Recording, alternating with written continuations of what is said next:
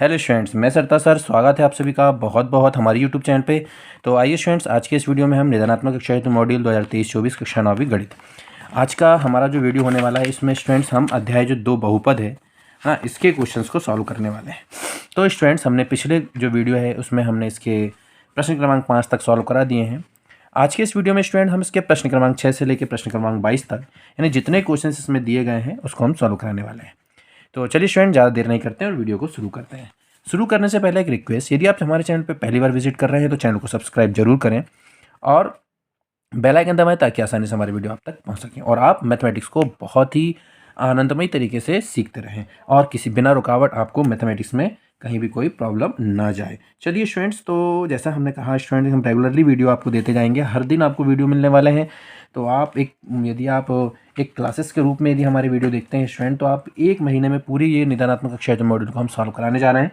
तो आप हमारे साथ जुड़े रहिए और पूरा क्वेश्चंस का सॉल्यूशन विद एक्सप्लेनेशन हम आपको देने जा रहे हैं। तो चलिए स्टूडेंट्स, शुरू करते हैं। तो क्वेश्चन नंबर 6 स्टूडेंट की सत्यापित कीजिए कि दिखाए गए मान निम्नलिखित स्थितियों में संगत बहुपद के शून्यक है या नहीं। तो स्टूडेंट्स, इसमें क्या है हमको कि यहाँ पर ये क्वेश्चंस मुझे जो px दिया है और x के ये जो मान दिए गए हैं ये बताना है कि जांच करके बताना है कि ये इस बहुपद के शून्यक है या नहीं। तो चलिए स्टूडेंट्स, वीडियो ज़्यादा बड़ा ना हो और ज़्यादा बड़ा वीडियो ना हो, इसको देखते हुए हमने सॉल्यूशन पहले ही कर लिए हैं। चलिए, तो दिया है हमको बहुपद दिया है x² - 1। सत्यापित करना है कि x बराबर 1 या -1 पर शून्य की हमको जांच करना है। सत्यापन का मतलब यहाँ पर सत्यापन जो हमको करना है या जांच करना है ना, ठीक। तो एक प्रकार से जांच ही है वो। चलिए, तो px दिया है x² - 1, x बराबर 1। अपन को दो मान पे चेक करना है, तो पहले अपन x बराबर 1 पर चेक कर लेते हैं।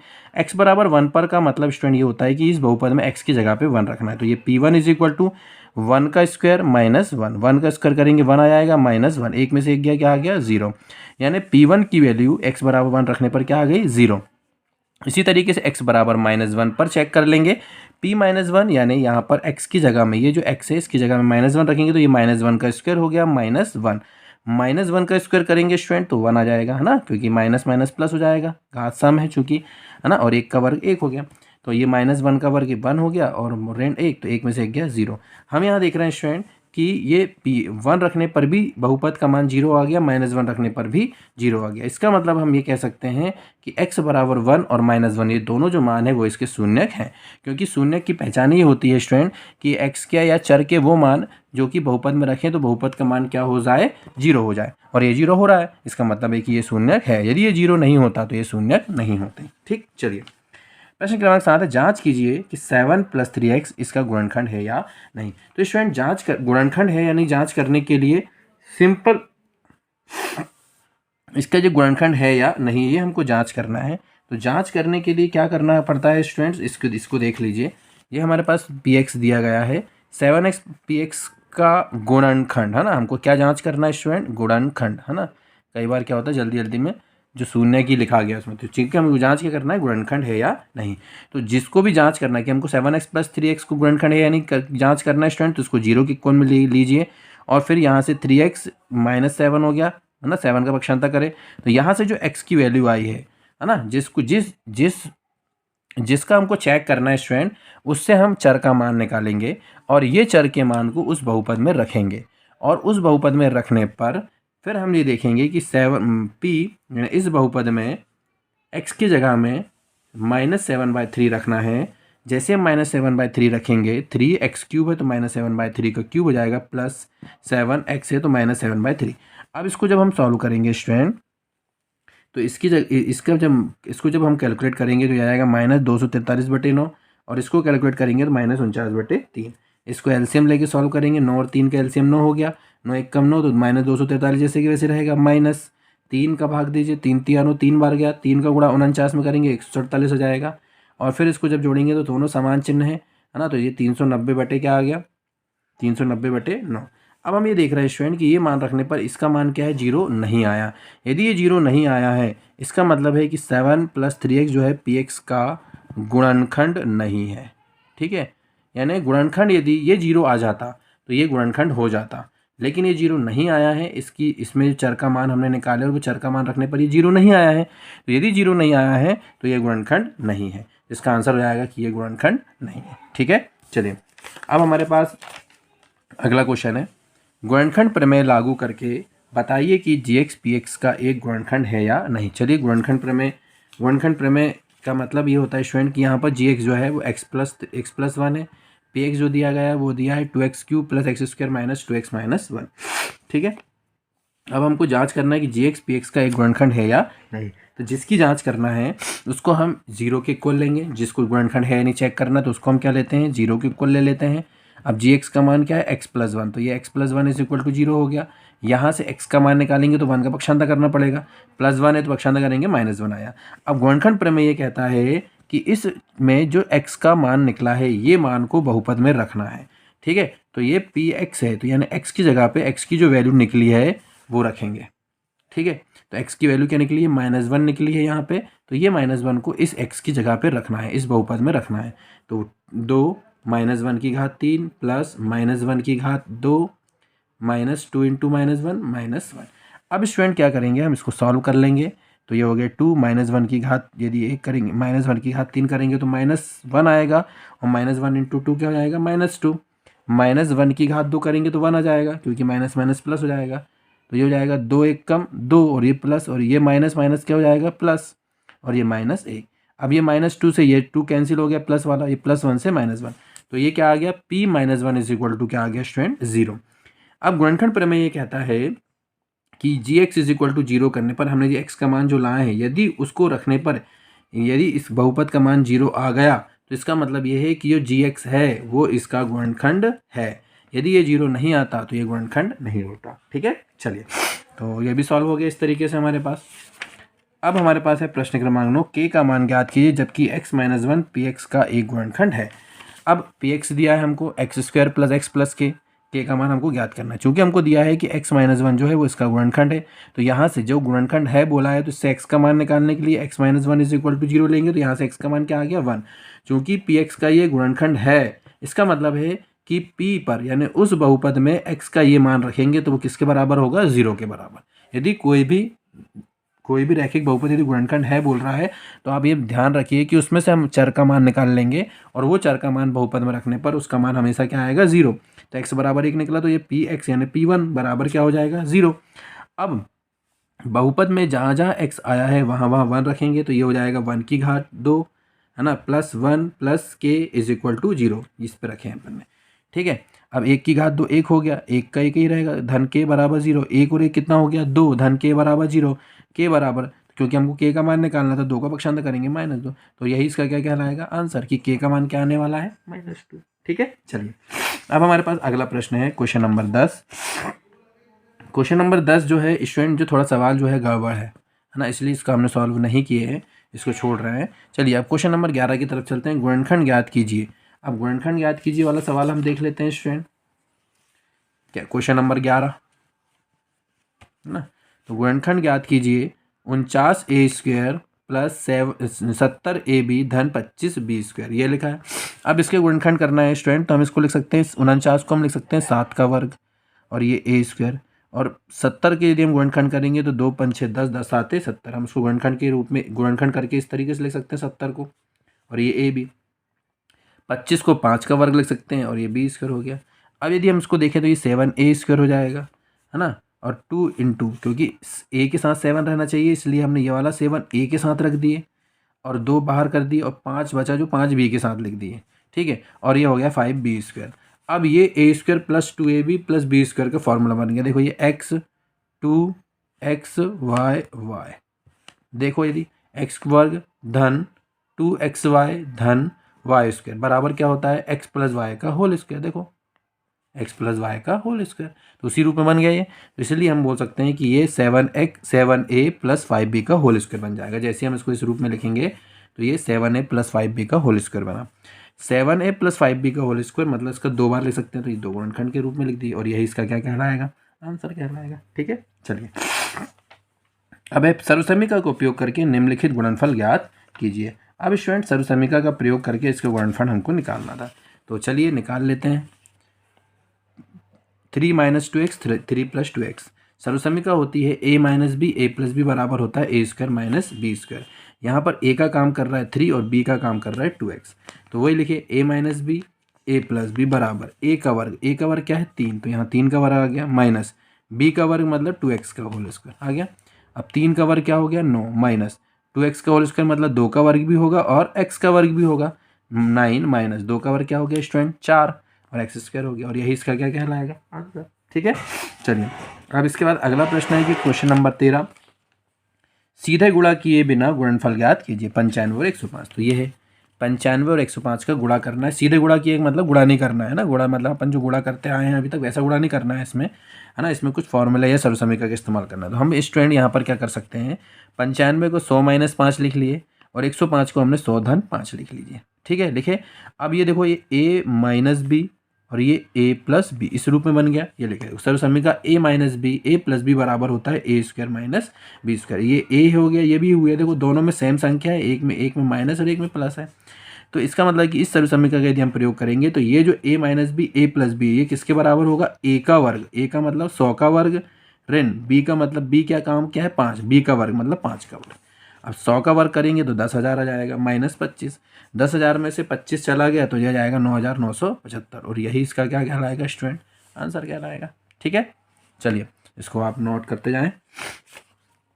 चलिए अब हमारे पास प्रश्न क्रमांक 13 भी सॉल्व हो गया। अब प्रश्न क्रमांक 14 है कि उपर्युक्त सर्वसमीकरण का उपयोग करके ये जो दिया है -2x plus 3y plus 2z का होल स्क्वायर का प्रसार कीजिए। चलिए इसको भी देख लेते हैं स्टूडेंट।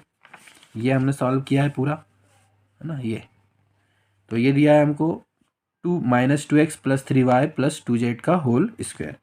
अब सर्वसमीकरण होती है a plus b plus c का होल स्क्वायर के बराबर होता है a square plus b square plus c square plus 2ab 2bc 2c है। ये सर्वसमीकरण है यानी फॉर्मूला है सर्वसमीकरण। तो यदि हम इस फॉर्मूले के अकॉर्डिंग यदि हम इसमें लगाना चाहें तो हम देख रहे हैं कि a के स्थान पे कौन आया -2x, तो मतलब a का मान क्या हो गया -2x, b की जगह में 3y आया तो b का मान क्या हो गया 3y, c की जगह में 2z आया तो c बराबर क्या हो गया 2z होल स्क्वायर। तो ये सर्वसमीकरण इस मान को उठा के हम इस सर्वसमीकरण में रखेंगे तो ये हो जाएगा -2x plus 3y plus 2z का होल स्क्वायर बराबर, है ना, a का वर्ग, ये a है तो a का वर्ग हो गया -2x का होल स्क्वायर प्लस b का वर्ग मतलब 3y का होल स्क्वायर, ये b है और ये c है ना, और c का वर्ग मतलब 2z का होल स्क्वायर प्लस 2ab, ये लिखें, धन 2b मतलब 3y, c मतलब 2z, है ना, धन 2c मतलब 2z, a मतलब -2x। ठीक है, अब हम क्या करेंगे स्टूडेंट, -2x का होल स्क्वायर करेंगे तो -2 का वर्ग हो गया 4 और x स्क्वायर, तो ये 4x स्क्वायर हो गया। इसी तरीके से 3 का वर्ग हो गया 9 और y स्क्वायर, तो ये 9y स्क्वायर हो गया। ये 2z का स्क्वायर होल स्क्वायर करेंगे मतलब 2 का वर्ग हो गया 4 और z स्क्वायर, ये हो गया। अब इसको कर दें 2 दूनी 4, 4 तिया 12। अब ये माइनस है और ये प्लस है तो माइनस प्लस मिलकर क्या हो गया माइनस, तो ये 12xy हो गया प्लस 2 तिया 6, 6 दूनी 12, ये 12 हो गया। वाई जेड है तो वाई जेड आ जाएगा। अब ये प्लस और ये माइनस है तो ये माइनस हो गया। 2 दूनी 4 दूनी 8 हो गया और एक्स और जेड है तो एक्स जेड हो गया और यही इसका क्या कहलाएगा आंसर कहलाएगा। ठीक है, चलिए तो क्वेश्चन नंबर 14 भी सॉल्व हो गया हमारा। अब क्वेश्चन नंबर 15 है कि 2x प्लस 1 का होल क्यूब का प्रसारित रूप लिखिए। तो स्टूडेंट्स आइए 15वां नंबर का प्रश्न यदि हम देखें तो ये है 2x प्लस 1 का होल क्यूब, यानी यहाँ पर a प्लस बी क्यूब वाली सर्वसमीकरण लगने वाली है। a cube plus b cube plus 3ab a plus b. ठीक है, यानी यहाँ पर a का काम कौन कर रहा है 2x और b का काम कौन कर रहा है 1। देखिए यहाँ पर हम वही रखेंगे a प्लस बी, यानी a प्लस बी की घात 3 बराबर a की घात 3, ये a है ना, तो 2x की घात 3 धन b की घात 3 3ab a प्लस बी। ठीक है, ये प्लस 1 है। ठीक है, चलिए अब ये हो जाएगा 2 की घात 3 x की घात 3, 1 की घात 3 तो 1 हो जाएगा, 3 दूनी 6x और ये 2x प्लस 1 था तो 2x प्लस 1 लिखे रहने दिया। 2 की घात 3 हो गया 8, x की घात 3 धन 1। अब ये गुणा, इस 6x का गुणा अंदर करेंगे तो 6 दूनी 12 x x स्क्वायर हो गया, तो 12x स्क्वायर हो गया। 6x का गुणा 1 में करेंगे तो 6x आ जाएगा। अब इसको अपन ने लिख दिया 8x cube 12x square plus 6x धन 1 और यही इसका क्या कहलाएगा आंसर कहलाएगा। ठीक है, तो ये प्रश्न क्रमांक 15 भी सॉल्व हो गया हमारा। अब अगला प्रश्न है हमारे पास, उपर्युक्त सर्वसमीकरण का प्रयोग करके 102 की घात 3 का मान ज्ञात कीजिए, यानी 102 की घात 3 का मान हमको निकालना है। चलिए स्टूडेंट 102 की घात 3 का मतलब इसको हम 100 धन 2 लिख सकते हैं 102 को, तो 100 धन 2 की घात 3। अब सर्वसमीका लगाएंगे हम यहाँ पे a प्लस बी की घात 3, a प्लस बी की घात 3 बराबर a की घात 3 प्लस b की घात 3 plus 3ab a plus b। तो यही सर्वसमीका का इस्तेमाल हम यहाँ कर रहे हैं। तो ये हो जाएगा 102 की घात 3 बराबर a का काम कौन करेगा 100 और b का काम कौन करेगा 2। तो यहाँ हो जाएगा a क्यूब मतलब 100 की घात 3 है ना, 100 की घात 3 धन b क्यूब मतलब b मतलब 2, 2 की घात 3 धन 3ab यानी 3 इंटू a का मान हो गया 100, b का मान हो गया 2, a प्लस b यानी 100 धन 2। ठीक है, अब 100 की घात 3 करेंगे तो 100 की घात 3 मतलब 6 जीरो हो जाएंगे, तो ये जाएगा 1 2 3 4 5 6 जीरो। ठीक है, 2 की घात 3 मतलब 8 हो गया। अब 3 दूनी 6, 6 का गुणा 100 में करेंगे 600 हो गया, 100 धन 2 हो गया 102। अब ये हमारे पास हो गया 10 लाख धन 8 धन 600 का गुणा 102 में करेंगे तो 600 दूनी 1200 है ना, और 6 एक कम 6, तो ये कितना आ जाएगा 61,200 हो जाएगा, है ना। ठीक है, अब इन तीनों को इनको पूरा जोड़ देंगे तो ये जाएगा 10,61,208। ठीक है, और यही इसका क्या कहलाएगा आंसर कहलाएगा। ठीक, तो सर्वसमीका का प्रयोग करके इसको भी हमने मान निकाल लिए। और यही तो क्या कह रहा था कि गुणा नहीं करना है, इसमें अपन को सर्वसमीका का प्रयोग करना था। ठीक है, चलिए सत्यापित कीजिए कि x की घात 3 धन y की घात 3 बराबर x plus y x square minus x y है ना प्लस वाई स्क्वायर। चलिए क्वेश्चन नंबर 17 है, तो क्वेश्चन नंबर 17 देख लेते हैं। सत्यापित करना है स्टूडेंट हमको कि एक्स क्यूब वाई क्यूब का मान इसके बराबर होता है। तो हमने राइट हैंड साइड लिए, अब ये राइट हैंड साइड में x plus y x square minus x y plus y square था, गुणा करते हैं तो ये एक्स का गुणा पहले सब में होगा, तो ये एक्स का गुणा इसमें करें तो ये एक्स इंटू ये पूरा कर दिए धन धन वाई का गुणा पूरे में करेंगे धन वाई बराबर, इसको कोष्टक में लिख लिया गुणा करना है क्योंकि हमको। अब एक्स का गुणा अंदर करेंगे तो एक्स एक्स स्क्वायर में करेंगे तो एक्स क्यूब हो गया, एक्स माइनस है तो ये माइनस लगा दिए, एक्स वाई में गुणा करेंगे तो एक्स स्क्वायर वाई हो गया धन एक्स वाई स्क्वायर हो गया। इसी तरीके से वाई का गुणा एक्स स्क्वायर में करेंगे तो एक्स स्क्वायर वाई हो जाएगा, वाई का गुणा माइनस एक्स वाई में करेंगे माइनस एक्स वाई स्क्वायर हो जाएगा, वाई का गुणा वाई स्क्वायर में करेंगे वाई क्यूब हो जाएगा। अब हम ये देख रहे हैं कि एक्स स्क्वायर वाई यहाँ प्लस में यहाँ माइनस में कैंसिल हो जाएंगे, एक्स वाई स्क्वायर यहाँ प्लस में यहाँ माइनस में कैंसिल हो गए, यहाँ पर क्या बचा एक्स क्यूब है ना प्लस वाई क्यूब, और हम ये देख रहे हैं कि यही किसके बराबर है लेफ्ट हैंड साइड के बराबर, और यही तो हमको प्रूफ करना था सत्यापित करना था, हो गया। ठीक है, चलिए इसी तरीके से अगला जो है 18वां नंबर का प्रश्न है। 18वां नंबर का प्रश्न है कि सत्यापित कीजिए कि x cube minus y cube बराबर x square x minus y x square plus x y plus y square. Same इसको वैसे करेंगे स्टूडेंट कि सत्यापित करना था ये, तो हम क्या करेंगे इसको सत्यापित करने वाले को तो हमको इसका गुणा कर लेंगे और ये जो है ये इसके बराबर आ जाना चाहिए, है ना। तो चलिए तो ये हो जाएगा एक्स का गुणा पहले इसमें करेंगे माइनस वाई का गुणा फिर पूरे इसमें करेंगे, तो वो लिख लिए एक्स का गुणा एक्स स्क्वायर में करेंगे एक्स क्यूब हो गया, एक्स का गुणा प्लस एक्स वाई में करेंगे एक्स स्क्वायर वाई हो गया, एक्स का गुणा वाई स्क्वायर में करेंगे एक्स वाई स्क्वायर हो गया, माइनस वाई का गुणा एक्स स्क्वायर में करेंगे माइनस वाई एक्स स्क्वायर हो गया, माइनस वाई का गुणा प्लस एक्स वाई में करेंगे माइनस एक्स वाई स्क्वायर हो गया, minus y plus y square बराबर माइनस वाई की घात 3। तो एक्स स्क्वायर वाई से एक्स स्क्वायर वाई कैंसिल हो गया, एक्स वाई स्क्वायर से एक्स वाई स्क्वायर कैंसिल हो गया, तो ये आएगा x cube minus y cube, और यही हमको क्या करना था सत्यापित करना था, और ये आंसर हो गया। ठीक है, चलिए तो 18वां नंबर का हो गया। अब स्टूडेंट्स अगला क्वेश्चन है कि गुणनखंड ज्ञात कीजिए। अब गुणनखंड करना है हमको, है ना, तो चलिए अब हम गुणनखंड भी कर लेते हैं कि 8 a की घात 3 धन b की घात 3 ऋण b की घात 3 minus 12 a square b plus 6 a b square. ये हमारे पास 19वां नंबर का क्वेश्चन है। चलिए अब इसको भी देख लेते हैं।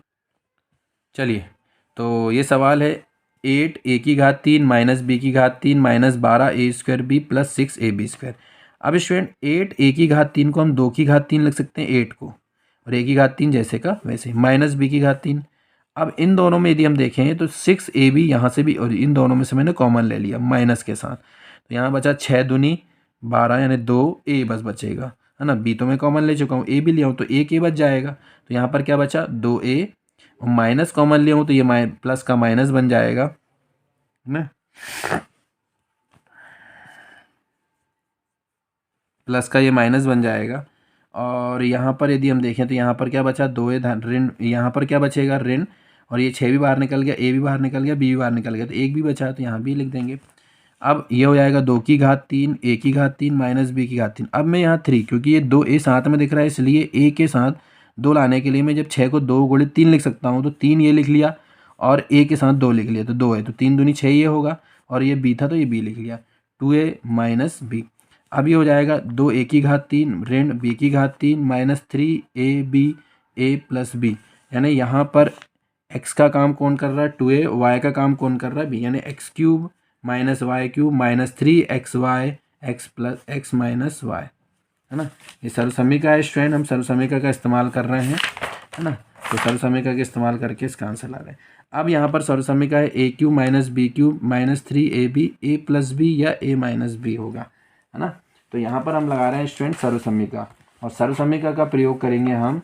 जैसे हम सर्वसमीका का इसमें प्रयोग कर रहे हैं तो ये हो जाएगा x माइनस वाई की घात 3, तो हम इसको लिख सकते हैं कि a माइनस 2a, एक्स के काम कौन कर रहा है 2a माइनस वाई, वाई का काम कौन कर रहा है b की घात 3, तो ये लिख दिया हमने। और घात 3 का मतलब ये 3 बार लिख लेना है, तो गुणनखंड के रूप में लिखना था क्योंकि, तो हमने इसको 3 बार लिख लिया, और यही इसका क्या कहलाएगा आंसर। तो आप वीडियो पॉज करके इसको नोट कर सकते हैं। चलिए, अब 19वां नंबर का भी हो गया स्टूडेंट। अब आगे बढ़ते हैं, 20वां नंबर को देखते हैं। 20वां नंबर है कि वास्तव में घनों का परिकलन किए बिना माइनस 12 की घात 3 धन 7 की घात 3 धन 5 की घात 3 का मान ज्ञात कीजिए। चलिए, ये वाला सवाल बड़ा मज़ेदार सवाल है स्टूडेंट। अब जब भी इस तरीके के सवाल आएंगे ना आपको, तो थोड़ा सा आपके दिमाग में आना चाहिए कि ये इसको अपन a मान लें पहले वाले को, दूसरे वाले को b मान लें, तीसरे वाले को c, है ना। तो a का मान हो गया -12, b का मान हो गया 7 और c का मान हो गया 5। अब हमको जब भी इस तरीके के सवाल आए स्टूडेंट, तो आप a प्लस बी प्लस सी निकाल लीजिए। a प्लस बी प्लस सी यानी a का मान -12 7 5 रखे, इसको कैलकुलेट करें तो कितना आ गया 0। अब जैसे हमने a प्लस बी प्लस सी 0 ला लिए, तो इसका एक फ़ायदा ये होता है स्टूडेंट कि जब a plus b plus c is equal to 0 होता है, तो a cube plus b cube plus c cube का जो मान होता है वो 3abc के बराबर होता है। नहीं तो ये फॉर्मूला बहुत बड़ा है, तो ये जो मान है ये 3abc के बराबर होता है। अब a क्यूब यहाँ मान रख दीजिए abc का इस सर्वसमीका में, तो a की जगह में रखे -12 की घात 3 धन b की जगह में रखे 7 की घात 3 c की जगह में रखे 5 की घात 3। और यदि हम इसको देखें और जिसका मान निकालना है इसको देखें तो सेम सेम दिख रहा है, इसीलिए हमने यहाँ abc को इनको मान लिए हैं, ताकि जैसे हम इस सर्वसमीका में मान रखें तो ये जो मान है वो किसके बराबर हो जाए 3abc। तो 3a का मान रखे, b का मान रखे, c का मान रखे। अब स्टूडेंट हम इसको गुणा कर लीजिए, 12 तिया हो गया 36 माइनस प्लस माइनस 7 35, और 36 और 35 को गुणा करेंगे तो 1260 आएगा, और ये माइनस है इसलिए माइनस, तो इसका आंसर हो जाएगा -1260, और यही क्या कहलाएगा स्टूडेंट आंसर कहलाएगा। चलिए, तो ये 20वां नंबर का भी हो गया। अब स्टूडेंट 21वां नंबर का सवाल देख लेते हैं। 21वां नंबर का सवाल क्या है, बड़ा अच्छा सवाल है कि नीचे दिए हुए आयत में उसका क्षेत्रफल दिया गया है, तो ये क्षेत्रफल दिया गया है ना, तो लंबाई और चौड़ाई के लिए संभव व्यंजक ज्ञात कीजिए। तो स्टूडेंट आपको इस तरीके के सवाल में क्या करना है कि जो क्षेत्रफल दिया है एक इसको आपको जो दिया है वो लिख लिया हमने। अब ये क्या है, एक्चुअली पे स्टूडेंट ये है द्विघात बहुपद, तो अब इसको गुणनखंड करना है गुणनखंड विधि से। तो 25 गुणित 12 करेंगे तो ये हो जाएगा 300। अब इसको दो भाग में ऐसा तोड़िए कि जोड़ने पर 35 आ जाए, तो मैंने ले लिया 20 गुणित 15, है ना। 20 का 15 में गुणा करेंगे 300 आएगा, और इन दोनों को जोड़ेंगे तो 35 आएगा। तो इसका मतलब है कि 20 और 15 ए में इसको तोड़ लेंगे, तो 25a² हो गया minus 20a minus 15a, 20a minus 15 minus 35a के बराबर होगा धन 12। अब इन दोनों में से 5a कॉमन ले लिए तो 5 25 मतलब 5 बचा, और a बाहर ले लिए तो a बचा, ऋण 5 4 20 तो ये 4 बचा, और ये तो बाहर चला गया तो सिर्फ यहाँ क्या बचा 4, तो 5a माइनस 4 बचा। अब इन दोनों में से -3 कॉमन निकालेंगे, तो यहाँ पर बचा 3 5 15 यानी 5a बचा, माइनस कॉमन ले लिए तो ये प्लस माइनस में बदल जाएगा, और 3 4 12 पढ़ना पड़ेंगे तो 4 बार जाएगा, तो ये 4 आ गया। अभी सेम है तो सेम कोष्टक को 5a माइनस 4 को लिख लेंगे। इसके बाद जो बचा है 5a माइनस 3, तो इसको दूसरे कोष्टक में लिख लेंगे। अब स्टूडेंट चूंकि आयत का क्षेत्रफल जो होता है वो लंबाई गुणित चौड़ाई होता है, तो यानी इसमें से एक गुणनखंड को आप लंबाई मान लीजिए और दूसरे को चौड़ाई, तो इसलिए हम कह सकते हैं कि लंबाई और चौड़ाई के लिए संभव व्यंजक जो होंगे, तो लंबाई 1 है क्योंकि बीच में गुणा है, तो एक लंबाई और एक चौड़ाई मान लीजिए। तो लंबाई हो गया 5a माइनस 4 और चौड़ाई हो गया 5a माइनस 3, और यही इसका क्या कहलाएगा आंसर कहलाएगा। ठीक है, चलिए अब हमारे पास है प्रश्न क्रमांक 22। अब प्रश्न क्रमांक 22 को भी हम जल्दी से सॉल्व कर लेते हैं स्टूडेंट, और प्रश्न क्रमांक 22 जैसे ही हमारा हुआ यानी हमारा ये पूरा कंप्लीट हो जाएगा। प्रश्न क्रमांक 22 है कि घनाभ जिसका आयतन दिया गया है के लिए संभव, इनकी विमाओं के लिए संभव व्यंजक। अब चूंकि स्टूडेंट जो दिया गया है ये हमने इसको लिखा है कि 3x² माइनस 12x। अब जैसे ही हमने इसको लिखा 3x माइनस 12x को, तो हम 3x को कॉमन ले लिया, तो यहाँ बचा x माइनस यहाँ बचा 4। अब 3 इंटू x माइनस 4 इसको हमने गुणे के रूप में लिख लिया सभी को। अब चूंकि घनाभ का आयतन होता है लंबाई गुणे चौड़ाई गुणे ऊंचाई, यानी तीनों विमाओं का गुणनफल, है ना। पहली दूसरी तीसरी 3 विमा होती है क्योंकि आयतन में, तो पहली लंबाई, दूसरी चौड़ाई, तीसरी ऊंचाई। तो संभव व्यंजक क्या जाएंगे, तो लंबाई के लिए अपन 3 ले लेते हैं, और चौड़ाई के लिए हमने x ले लिया, और ऊंचाई के लिए x माइनस। तीनों विमा मिल गई, एक 3 मिली, एक x मिली और एक x माइनस 4। 3 हमको विमा मिली गुणनफल में। और चूंकि यहाँ भी तीनों विमा कैसी रहती है घनाभ के आयतन में गुणनफल में, इसलिए हम कह सकते हैं कि लंबाई, एक विमा लंबाई हो गई, दूसरी चौड़ाई हो गई, तीसरी ऊंचाई हो गई। तो यही इसका क्या कहलाएगा, संभव विमाओं के अंतर्गत लंबाई, चौड़ाई और ऊंचाई। तो यही इसका क्या है स्टूडेंट आंसर। आप चाहो तो इसको पॉज करके नोट कर सकते हैं। चलिए, तो स्टूडेंट इस तरीके से प्रश्न नंबर 22 भी हमारा कंप्लीट हो गया। और जैसे ही हमने प्रश्न क्रमांक 22 करे, इसका मतलब है कि हमारा ये पूरे क्वेश्चंस जो दिए गए थे ये सारे कंप्लीट हो गए। तो स्टूडेंट्स उम्मीद करते हैं कि प्रश्न क्रमांक 6 से लेकर प्रश्न क्रमांक 22 तक ये सारे क्वेश्चंस आपको अच्छे से समझ में आ गए होंगे। यदि आपको क्वेश्चन समझ में आ गए और वीडियो अच्छा लगा है तो वीडियो को लाइक कीजिए, चैनल को सब्सक्राइब कीजिए और दोस्तों के साथ शेयर कीजिए। तो स्टूडेंट्स यदि कोई डाउट है तो आप कमेंट्स करके बताएं, और यदि कोई भी तरीके की आपको यदि हमसे बात करना है तो आप हमें कमेंट्स कर सकते हैं। यदि आपको अच्छा लगता है तो हमारे वीडियो को लाइक करना बिल्कुल ना भूलें और चैनल को सब्सक्राइब जरूर कर लें। चलिए स्टूडेंट्स, फिर मिलेंगे अगले वीडियो में अगले टॉपिक के साथ। तब तक के लिए धन्यवाद।